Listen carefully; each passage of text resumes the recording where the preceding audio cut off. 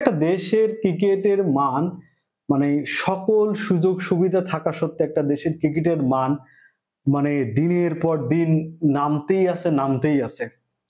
অদ্ভুত রকমের অদ্ভুত কিছু ব্যাপার থাকে যে দেখেন ওয়েস্ট ইন্ডিজে এই যে ওয়েস্ট ইন্ডিজ ক্রিকেটের অধঃপতনের অনেক কিছু ব্যাপার থাকে, তাদের আর্থিক সমস্যার কারণেই কিন্তু ওয়েস্ট ইন্ডিজ ক্রিকেটের এই অবস্থা। অনেকগুলো অঞ্চল নিয়ে অনেকগুলো দ্বীপ রাষ্ট্র নিয়ে তারা একটা টিম গঠন করে, তার বেশিরভাগ প্লেয়ার একটু ভালো ফোকাস করলেই তারা ফ্র্যাঞ্চাইজি ক্রিকেটের দিকে ঝুঁকে পড়তেছে। কিন্তু আমার দেশে তো সেই সমস্যা নেই। বাংলাদেশের প্রেক্ষাপটে একজন প্লেয়ার কত টাকা বেতন পায়, একজন সরকারি চাকরিজীবী কত টাকা বেতন পায়, একজন ব্যবসায়ী বা কত লাভ করতে পারে, তার থেকে বেশি বেতন পায় এরা যারা কেন্দ্রীয় চুক্তিতে আছে। এভারেজে একজন মানুষ 10 লাখ টাকা বেতন পাচ্ছে। বা এই মানুষগুলোকে আপনারা কিছু বলতে পারবেন না। এশিয়া কাপের ব্যর্থতার পরে বা নাইম শেখ যখন আসলো তখন তাকে দুয়োধনী দেওয়া হয়েছিল, ভুয়া বলা হয়েছিল, যার ফলে তাদের খুব মাইন্ডে লেগেছিল। যে 3টা টি-20 ম্যাচ হলো, এই 3টা ম্যাচে যে পরিমাণে লোক হলো দেখেন, আমার তো মনে হয় এরকম যে একটা ম্যাচ মানে আমি ব্যক্তিগত মনে হয় যে এশিয়া কাপে ব্যর্থতার পরে স্টেডিয়ামে টাকা খরচ করে এদের ক্রিকেট খেলা দেখার কোনো যুক্তি দেখি না। তারপরে মানুষ ক্রিকেটকে কত ভালোবাসে, সবকিছু ভুলে চড়া মূল্যে 200 টাকার টিকিট, 500 টাকায়, অনেকে 2000 টাকা দিয়েও ক্রিকেট খেলা দেখতেই হবে স্টেডিয়ামে বসে। সেই মানুষগুলোর সাথে আপনারা আসলে প্রতারণা করেন না? নিশ্চিত ভাবে প্রতারণা করেন। মানে হয় না, প্রতারণার জন্য যদি কোনো জেল ফাঁসি হয়, কোনো আদালতে যায়, কোনো প্রতারণার জন্য কখনো মামলা হয়, তা আপনাদের প্রত্যেকের নামে মামলা দেওয়া উচিত। মানে সত্যিকার অর্থে মামলা দেওয়া উচিত। আমি ম্যাচ নিয়ে আলোচনা করার আগে আমার কাছে মনে হয় যে এই কথাগুলো বলা দরকার যে একটা মানুষ, আপনারা কোন লেভেল থেকে উঠে আসছেন, কিভাবে আন্ডার 9 মানে 16, 18, 19 খেলে আপনারা জাতীয় দলে আসলেন এবং জাতীয় দলে এসে আপনারা বছরের পর বছর খেলবেন, আপনারা কত কিছু করবেন, মিডিয়াবাজি করবেন, সিন্ডিকেটের সদস্য হবেন, সবকিছু করেন, করতেই পারেন, কিন্তু দিন শেষে আপনার যেটা রোল সেটা আপনি করবেন না। অদ্ভুত রকমের একটা ব্যাপার। যে দর্শকগুলো আজকে জাকের আলী অনেককে দুয়োধনী দেশে ভুয়া বলেছে, হয়তো তার খারাপ লাগেছে, খারাপ লাগা স্বাভাবিক। জাকির আলী অনেক কিন্তু খারাপ ক্রিকেটার হিসেবে জাতীয় দলে ঢুকেনি। আমি সবসময় তাদেরকে নেগেটিভ কথা বলি, কিন্তু কথা হচ্ছে জাকির আলী অনেক কখনো খারাপ খেলোয়াড় হিসেবে তো দলে আসেনি। হয়তো সে কুমিল্লার কোরাম পোড়ানোর জন্য আসছে, হয়তো সালাউদ্দিন সাহেবের কাছের মানুষ সেজন্য আসছে, কিন্তু সে তার ক্যারিয়ারটাকে তো নষ্ট করে ফেলতেছে এই যে বাংলাদেশ দলের ভিতরে ঢুকে। দেখেন আজকের ম্যাচের ব্যাপারটা হচ্ছে যে জাকের আলী অনেককে নিয়ে ব্যাটিং অর্ডারের একটা ব্যাপার। জাকের আলী অনেককে কেন নাসুম আহমেদের পরে নামাইতে হবে, কেন রিশাদ হোসেনের পরে নামাইতে হবে? হ্যাঁ, ধরে নিলাম যে রিশাদ হোসেনকে নামানো হলে তার হাতে মার আছে, সে কিছু রান করতে পারে, আমরা সিচুয়েশন অনুযায়ী রিশাদ হোসেনকে আমরা চাইতেই পারি। তাই বলে নাসুম আহমেদের পরে কেন জাকির আলী অনেককে? মানে এই কারণেই দিছিল যে সালাউদ্দিন যে যদি নাসুম আহমেদটা ম্যাচ শেষ করে ফেলতে পারে, যে ব্যাটসম্যান একটা প্রথম বলেই তো আউট হয়ে যাওয়ার কথা ছিল, ক্যাচটা মিস করেছে, যদিও ক্যাচটা কঠিন ছিল, তারপরে ফুল টাচ বলে ক্রস খেলতে যেভাবে এলবি আউট হলো, আউট হতেই পারে, ক্রস মিসিং হয়েছে, আউট হতেই পারে, কিন্তু যে যে ব্যাটসম্যানটার এই যে কমন সেন্সটা নেই, আমি যে ফুল টাচ বলে পাটা একদম স্টাম্পের উপর রাখে আমি যখন এলবির আবেদনে আমি আউট হলাম, তখন রিভিউ কেন নিতে হবে? মানে আপনি রিভিউ নেওয়া এরকম যে ছোটকালে আমরা যখন নৈর্ব্যক্তিক প্রশ্নের উত্তর মিলাইতে পারতাম না, তখন আঙুলের একটা একটা করে কামড় দিতাম, যেটা কামড় বেশি লাগতো আমরা সেটাতেই হলো দাগ দিয়ে দিতাম। ব্যাপারটা তাই যে আমি রিভিউ নিলাম, যদি বেঁচে যাই তো গেলাম। এভাবে তো আর ক্রিকেট খেলা হয় না। আপনার কমন সেন্সটা থাকা দরকার।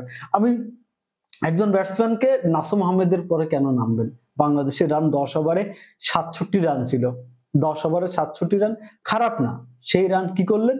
সেই রান 151 রানে অল আউট হয়ে গেল। তার মানে 107 রানে ছিল 2 উইকেট এবং 151 রানে অল উইকেট। লাস্ট 30 বলে আমরা 40-42 রান করছি, 7টা উইকেট হারা। আমি টোটাল ওভারঅল সিরিজের কথা নাই বলি, ক্রিকেটের তো একদম শেষ। সেই জায়গা থেকে যে ব্যক্তিগতভাবে আমার কাছে মনে হয় যে ওভারঅল ক্রিকেটের ভিতরের কথা, যদিও না আমিনুল ইসলাম বুলবুল বলেছে যে আমি ক্রিকেটটাকে টাচে রাখবো এবং এখন থেকে ক্রিকেটকে নাক গলাবো। আমার মনে হয় যে ব্যাপারটা নাক আরো বেশি গলানো উচিত যদি দিন শেষে আপনি ক্রিকেটকে ভালোবাসেন। আপনি অস্ট্রেলিয়া থেকে আসছেন, আপনি ক্রিকেটের ভালো চান, সেই ক্রিকেটটাকে আসলে ক্রিকেটের মধ্যে রাখছে কিনা, ড্রেসিং রুমে কি হয়, যারা কোচিং প্যানেল আছে দেশীয় কোচ সালাউদ্দিন কি করে, বা তাদের সিন্ডিকেট আছে কিনা, তাদের কোরাম পূরণ হয়নি কিনা, এই যে ব্যাপারটা কাকে নেবে কিনা। এক ম্যাচে আপনি শামীম পাটোয়ারিকে বাদ দিচ্ছেন, আরেক ম্যাচে আপনি নুরুল হাসান সোহানকে বাদ দিচ্ছেন, আরেক ম্যাচে আপনি যখন খুব কথা শুনতেছেন তখন জাকের আলী অনেককে বাদ দিচ্ছেন। এই জাকের আলী অনেক, তারপরে নুরুল হাসান সোহান, শামীম পাটোয়ারি, এই তিনটা প্লেয়ারকে জাতীয় দলে এসে নষ্ট হয়ে গেল এবং নষ্ট করে দিল এই কোচিং মানে টিম ম্যানেজমেন্টই করে দিল।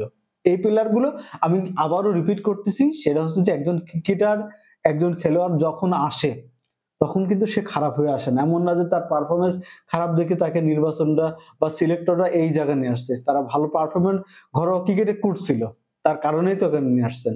তারা কেন পারে না, সেই বিষয়টা আসলে দেখা উচিত। আমিনুল ইসলাম বুলবুলের প্রতি আমার মানে দৃঢ় বিশ্বাস বা রিকোয়েস্টও বলতে পারেন, কারণ হচ্ছে আপনি যখন ক্রিকেটের জন্য আসছেন, বিসিবি সভাপতি অল্প দিনের জন্য আসছিলেন, এখন দীর্ঘমেয়াদী সভাপতি হলেন, যদি আপনার দিন শেষে যে ক্রিকেটের গালিটা, যে গালিটা হয়তো জাকের আলী অনেককে দিচ্ছি, যে গালিটা তাহিদ হৃদয়কে দিচ্ছি, যে গালিটা শামীম পাটোয়ারিকে দিচ্ছি, সেই গালিটা তো একসময় আমিনুল ইসলাম বুলবুল সাহেব আপনার গায়েও লাগবে।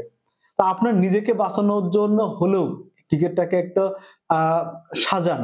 আর কয়দিন পরে টি-20 বিশ্বকাপ, যে টি-20 বিশ্বকাপে হয়তো ঠিক এশিয়া কাপের মতো আমরা ভরাডুবি হবে, 2022 বিশ্বকাপের মতো হবে, 2021-22 টি-20 বিশ্বকাপের মতো হবে, প্রথম রাউন্ড থেকে আমরা বাড়ি চলে আসবো। এইটা যদি আপনাদের মেন্টালিটি হয়, তাহলে ক্রিকেটের যে দুর্ধনের ব্যাপারটা খুব ভালো, যে আমার অন্যান্য দেশের প্লেয়ারের মতো দর্শকের মতো এখনো তাদেরকে মারপিট করে না, রাস্তায় দেখা হলে মারপিট করে না। কারণ হচ্ছে যে আপনার ক্রিকেটাররা যেমন নিজের দায়িত্বহীন, কাণ্ডহীন, বোধহীন, মানে লজ্জাহীন, কোনো কিছুই নেই, তাদের কিছুই নেই, তারপরে তার সাথে আবার আপনারা এই যে কোচিং প্যানেল বলেন, টিম ম্যানেজমেন্ট যুক্ত হয়েছেন, বা যারা পরিচালক আছে তাদেরও তো একই অবস্থা।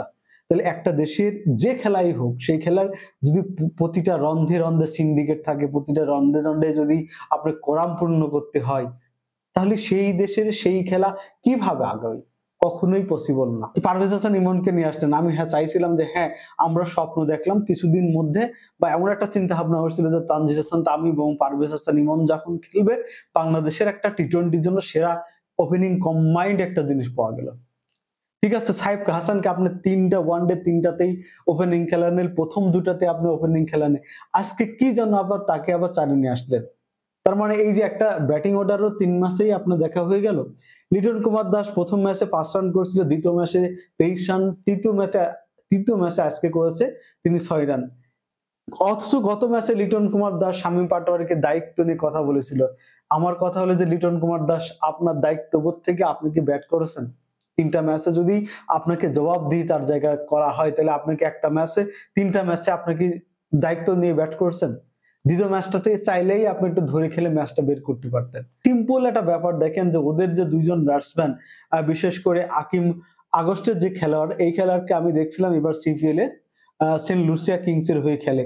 এই প্লেয়ারটাকে আমি ওই সময় বেশ ভালো কিছু ইনিংস খেলেছিল এবং এনার্জিক একটা ব্যাপার দেখেন। রস্টন চেস কিন্তু খুব টি-20 মানের ক্রিকেটার না, সে টেস্টের অধিনায়ক, বা ওয়ানডেতেও খুব ভালো মানের না, ওয়ানডেতেও খুব বেশি দলে থাকেও না। সেই মানুষটা কি সুন্দর করে একটা ম্যাচ বের করে নিয়ে আসলো, তারা দুজন একটা পার্টনারশিপ তৈরি করলো, সেই একটা বড় একটা পার্টনারশিপ তৈরি করলো, 46 বলে 91 রানের একটা পার্টনারশিপ করলো, সেই পার্টনারশিপে তারা ম্যাচটা বের করে নিয়ে। আমার মনে হয় যে মানে ক্রিকেটে আমাদের বলার কিছু নেই, এখন আমাদের কিছু বলার নেই। নতুন সভাপতি হিসেবে আপনার যে দায়িত্ব, বিসিবি সভাপতি, আপনার হয়তো ক্রিকেটটাকে বাঁচান, না হলে সিন্ডিকেট মুক্ত করেন, কোরাম মুক্ত করেন, না হলে এই জনগণ এখন ভুয়া ধ্বনি দিচ্ছে, এই জনগণ কিন্তু আপনাদের পিটাবে, অবশ্যই পিটাবে। মানে আমার দৃঢ় বিশ্বাস, কারণ একটা ছেলে যখন একটা টিনেজ বয়সের ছেলে ক্রিকেট তার ধ্যান জ্ঞান, সেই ছেলেটা যখন 500-700 টাকা দিয়ে একটা টিকিট কিনতে, তার সবকিছু দিয়ে, এবং দিন শেষে যে আপনাদের হতাশা, দিন শেষে আপনাদের এই যে নাটক, এই কোরাম পূর্ণ করা, এই স্টান্টবাজি, তারপরে আপনার সিন্ডিকেট, এগুলো দেখতে দেখতে জনগণ একটা সময় কিন্তু ক্ষিপ্ত হবে, অলরেডি ক্ষিপ্ত হয়ে গেছেন। এখন শুধু ভুয়া ধ্বনি না, এখন আপনাদের মার খাওয়ার পালা, যখন তখন আপনারা কিন্তু মার খাবেন।